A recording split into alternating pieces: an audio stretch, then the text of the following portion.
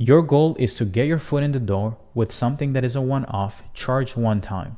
And you can also have more of these to sell on the back end. You can sell them one system and then on the back end, sell them the next system. But you should always be thinking about what is the thing that is going to be reoccurring that they need more of on a consistent basis, that they don't just need once, that then I can build a solution that gives it to them and then they pay me monthly. So all of our clients who are killing it, who scale past 200 grand a month, what they're coming into these businesses then doing is they're solving their offer, their lead gen, and then their appointment setting, right? But they're mainly leading for, let's say, their infrastructure, their systems plug and play. And then they're like, hey, by the way, now that you have this system, you now need ads. Would you like for us to give you new creatives every week? That brand, that company pays them $1,000, $2,000 a month for creatives. It's the easiest, most leveraged thing you can sell. And now AI can do all of it. So now you sell the infrastructure, you retain on what? On consumables or on things that like they need more of every time, every day. Information is, by the way, is one of them.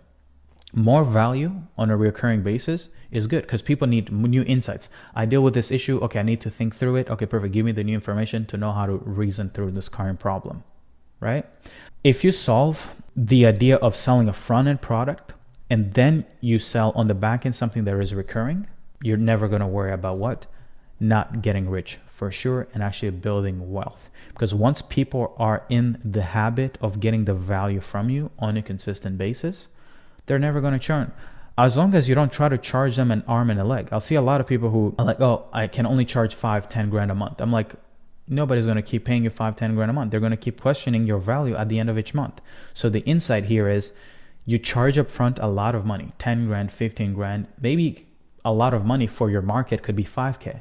But then on the back end, you charge $500 a month, 10 to 20% of the initial fee. If you charge 10 grand, charge 1K, charge 1,500. The reason why this is valuable is because the person who paid you 10K, 15K, when you give them a $1,500 a month bill, they're going to be like, oh, this is amazing. This is actually cheap. And they're going to want to stay and keep paying you for a lifetime.